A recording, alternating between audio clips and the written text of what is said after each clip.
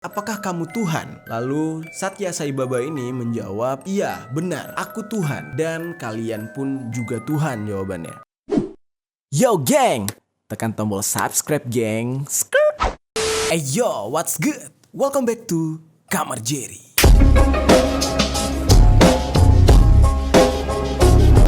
Geng, hari ini kita akan membahas tentang seseorang yang banyak banget misterinya nih geng ya. Ini orang tiba-tiba muncul lalu tiba-tiba menghilang. Sempat dianggap sebagai titisan Dajjal. Siapakah orang ini? Namanya Sai Baba. Ya mungkin kalian sudah banyak mendapatkan cerita-cerita tentang Sai Baba ini. Namun tidak ada salahnya kita untuk flashback gitu ya. Menceritakan kembali tentang kisah si Sai Baba. Dan perlu kalian ketahui, ada sebuah klaim yang mengatakan sebenarnya Sai Baba ini menghilang karena meninggal dunia setelah dibunuh oleh seseorang yang berasal dari Indonesia. Siapa orang tersebut? Nanti kita akan ceritakan dengan sejelas-jelasnya. Nah, dan juga dalam kematian Sai Baba ini dikaitkan sebenarnya ada kaitannya dengan mantan presiden kita, Susilo Bambang Yudhoyono. Jadi nanti kita akan ceritalah sejelas-jelasnya ya, kenapa Sai Baba ini meninggal, terus juga siapa dalang di baliknya, dan ada hubungan apa sebenarnya dengan presiden kita Susilo Bambang Yudhoyono. Oke, sebelum kita membahas panjang lebar, kita perlu membahas dulu latar belakang daripada Sai Baba ini, geng. Siapakah Sai Baba ini? Oke geng, sebelum kita lanjut ke kontennya, gue mau ngajak Imam nih, salah satu tim gue di Kamar Jerry, buat nyobain. Ini ada produk terbaru dari B Plus More.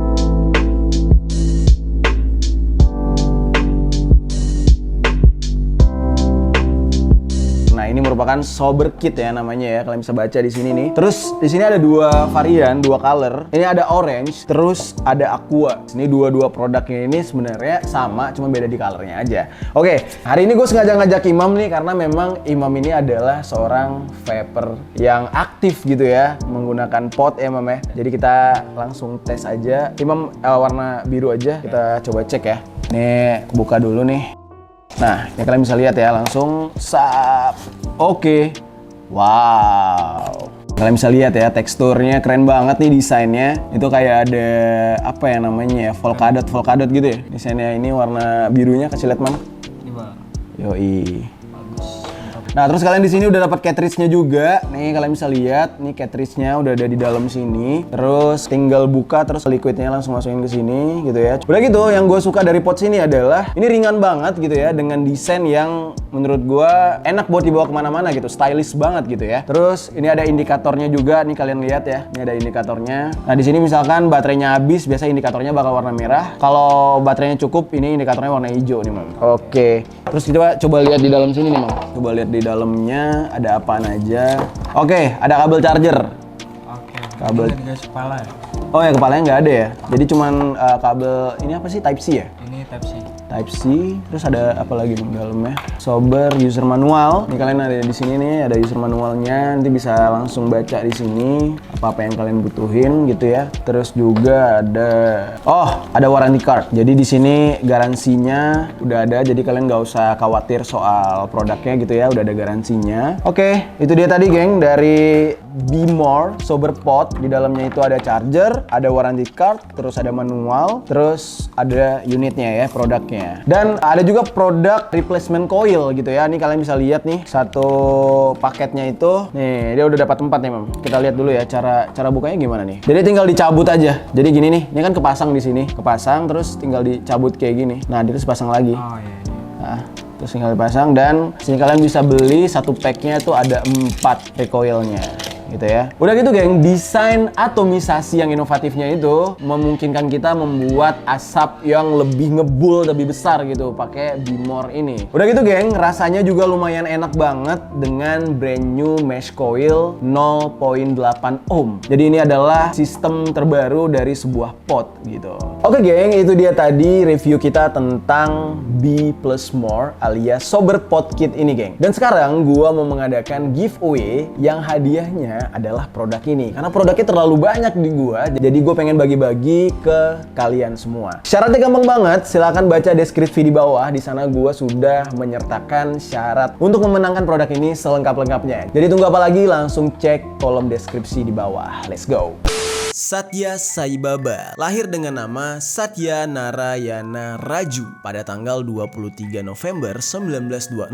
Gokil ya, tua banget nih orang. Dengan nama keluarga Ratnakara. Nah, status dia ini adalah awalnya itu seorang guru yang mengabdikan dirinya untuk perbaikan kemanusiaan, orator, pencipta lagu atau puisi, seorang filsafat, dan dianggap sebagai orang suci, geng. Sai Baba ini sendiri sebenarnya tidak pernah membuat sebuah agama, dan dia itu sangat menghargai atau menghormati semua agama, dan menurut dia semua agama itu derajatnya sama. Lalu dia sangat membenci dengan orang yang berpindah-pindah agama, misalnya orang murtad, mu'alaf. Nah gitu tuh dia nggak suka gitu. Isu yang tersebar kalau Sai Baba ini lahir tidak seperti normalnya orang-orang biasa. Dikatakan dia tidak lahir seperti orang biasa yang ya semacam kita-kita gitu ya, lahir karena adanya kandungan ibu gitu ya, ibu kita mengandung dan kita dilahirkan. Nah berbeda dengan Sai Baba ini, geng. Nah menurut pengakuan ibunya yang bernama Eyaswarama, katanya di saat itu dia bermimpi tentang dewa Satya Narayana. Lalu dia mengingatkannya bahwa ada cahaya biru berbentuk bola besar atau orbs datang bergulir ke arahnya dia dan membuat dia terjatuh pingsan, geng. Lalu bola tersebut bergulir ke arah dia dan masuk ke dalam tubuhnya. Nah hal inilah yang menyebabkan ibu dari Sai Baba ini hamil dan melahirkan Sai Baba. Nah ini menurut cerita ibunya ya, geng. Jadi ini semacam ya kisah Nabi Isa gitu ya kalau di dalam umat Muslim, atau di umat Kristen itu cerita tentang Bunda Maria. Sebenarnya kan dua agama ini yaitu Muslim dan Kristen ini mempunyai cerita yang sama namun dalam versi yang berbeda aja gitu ya. Nah begitu juga pengakuan dari ibu Sai Baba yang dialami ini hampir mirip dengan yang dialami oleh ibu Nabi Isa yaitu Maria atau Maryam. Di saat kejadian tersebut Eyaswarama ini tidak menceritakan kepada siapapun kecuali kepada mertuanya, dan dia meminta mertuanya untuk menyimpan rapat-rapat cerita tersebut agar tidak tersebar kemana-mana. Nah lalu pada tanggal 23 November 1926, di saat itu tepatnya pagi hari, angin berhembus, suara lonceng-lonceng berbunyi, lahirlah anak yang bernama Sai Baba ini.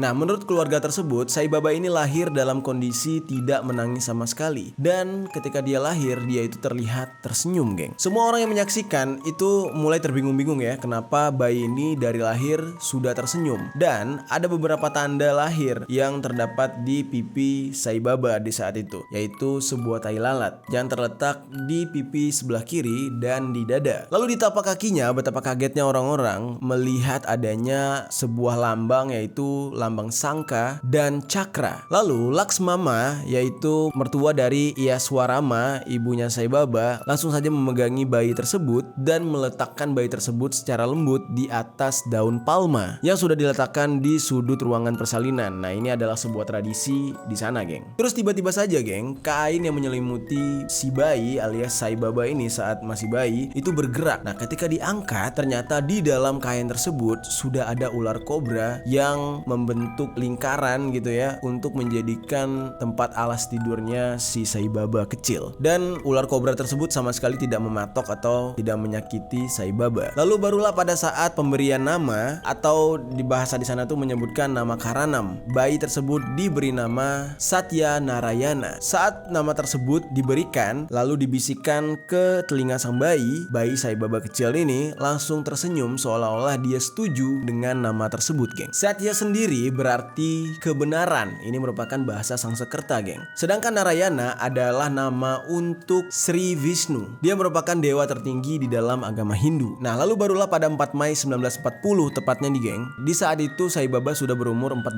tahun. Dia menyatakan kalau dirinya itu adalah reinkarnasi dari seorang guru spiritual yang bernama Shirdi Sai Baba. Lalu barulah kemudian si Sai Baba ini mengambil atau memakai nama Sai Baba, geng. Jadi ternyata Sai Baba ini bukan nama tapi melainkan sebuah gelar. Nah Sidi Sai Baba tadi telah meninggal 8 tahun sebelum si Sai Baba lahir. Sejak pengakuannya tentang siapa dirinya dia gitu ya, yang dia katakan dia itu adalah reinkarnasi dari Shirdi Sai Baba, maka banyak sekali orang-orang yang menantang kemampuan daripada Sai Baba ini, geng. Nah mereka bahkan sampai menantang klaim daripada Sai Baba atas pengakuannya gitu ya. Pada awalnya jangankan orang-orang lain, kerabat terdekat aja seperti keluarga dan saudara-saudaranya yang lain gitu ya, sampai tetangga gitu, nggak percaya kalau Sai Baba ini adalah titisan atau reinkarnasi dari Shirdi Sai Baba. Lalu kemudian Satya Sai Baba ini mencoba untuk membuktikannya. Dia meminta seseorang yang ada di sana sana memegang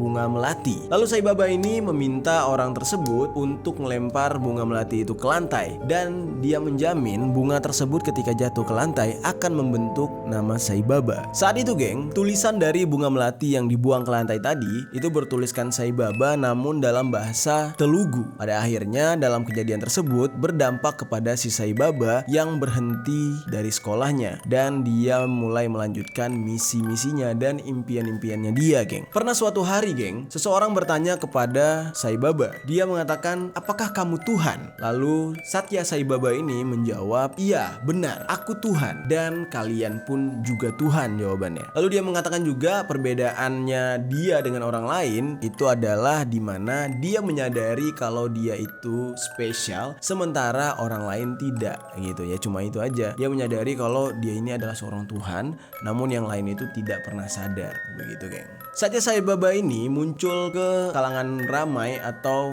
ketika dia datang gitu ya, tujuannya dia sebenarnya adalah membimbing umat manusia untuk ke jalan yang lebih benar, dan dia ingin menegakkan nilai-nilai universal untuk semua agama, yaitu Satya yang artinya kebenaran, Dharma yang artinya tindakan yang benar, lalu ada Shanti yang berarti kedamaian, dan Prema yang berarti cinta kasih, lalu ada Ahimsa yang maknanya adalah tanpa kekerasan. Bahkan nih geng ya, ajaran mereka itu menekankan pada persaudaraan antar umat manusia dan mengakui keesaan Tuhan. Ya emang agak aneh nih geng. Nah, dalam sebuah buku yang bernama Satya Sai Speaks, Satya Sai Baba ini berkata, hanya ada satu Tuhan, Ia yang berada di mana-mana, dan hanya ada satu agama, agama cinta kasih, dan hanya ada satu kasta, kasta kemanusiaan, dan hanya ada satu bahasa, yaitu bahasa hati. Sebenarnya kalau ditelaah lagi ya, kata-kata dia ini sebenarnya dalam geng. Nah, kepada para pengikutnya nih ya,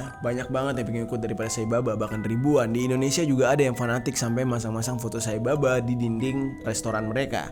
Nah, Satya Sai Baba ini meminta untuk pengikutnya mempraktekkan yang namanya sadhana atau latihan spiritual dan dilakukan di dalam kehidupan sehari-hari. Seperti misalnya menyebut nama Tuhan atau menyanyikan lagu kebaktian. Nih kalau misalkan di dalam agama muslim tuh lebih kayak banyakin berdoa, sholawat, zikir gitu ya geng. Lalu yang terakhir adalah meditasi. Nah, meditasi yang dimaksud di sini adalah meditasi cahaya dan penyelidikan ke dalam batin geng. Nah, lalu ada berdoa dan pelayanan. Nah, kalau misalkan dari kisi-kisi ini lebih ke agama Kristen ya geng ya. Jadi kalau agama muslim seperti yang gue bilang tadi, lebih ke berpasrah diri gitu ya, berdoa namun sambil berusaha juga gitu. Nah, mungkin lebih ke situ arahnya. Nah, lalu bagaimana dengan pergerakan daripada organisasi Sai Baba ini geng? Nah, menurut sebuah situs resmi milik Sai Baba, diperkirakan ada 1.200 center Sai Baba yang tersebar di 114 negara geng. Nah, bisa dikatakan ini cukup banyak sekali ya. Dari 114 negara tersebut termasuk kepada Amerika, Australia, New Zealand, Inggris, Kanada, Thailand, dan Indonesia. Nah, Indonesia tetap masuk nih geng. Ada banget nih fanatiknya, banyak. Gue udah beberapa kali menemukan si fanatik Sai Baba ini geng, yang dimana dia memajang foto Sai Baba cukup banyak gitu ya. Waktu itu kalau nggak salah kejadiannya di sebuah restoran makan gitu ya. Nah, namun dari semua negara ini, pusat daripada Sai Baba Center itu adalah di India, karena memang fenomena Sai Baba ini itu terjadi di India geng. Lalu geng, membahas tentang Sai Baba ini, mungkin kita akan mengarah kepada mukjizat-mukjizat yang dia salurkan, lalu bercampur dengan kontroversi tentang kehadiran dia. Nah, berbicara tentang mukjizat ini adalah bagian dari kehidupan si Sai Baba tersebut. Disebutkan ya, banyak mukjizat yang telah dilakukan oleh Sai Baba ini, termasuk dia itu membantu salah satu anggotanya dia yang sedang terkena musibah, menyelamatkan para pengikutnya yang terkena musibah, lalu dia bisa melihat masa depan, dan bahkan dia bisa juga menyembuhkan orang sakit dan sebagainya geng. Jadi amalnya dia ini cukup banyak ya, berbuat kebaikan kepada orang lain. Lalu bagaimana dengan masa kecil daripada Sai Baba? Ternyata sejak kecil Sai Baba ini sudah memiliki kemampuan, yaitu menciptakan suatu benda hanya dari lambaian tangannya doang geng. Hal-hal yang dia temukan yaitu seperti liontin, cincin, cincin, berlian, tasbih, sampai dengan salib. Hal-hal tersebut yang dia temukan biasanya dia akan bagikan kepada para pengikutnya, geng. Nah, di dalam kehidupannya, Satya Sai Baba ini pernah mengatakan sesuatu, yaitu dia memprediksi tentang kematiannya sendiri di umur 96 tahun. Dan dia mengatakan 8 tahun kemudian, dia akan bereinkarnasi menjadi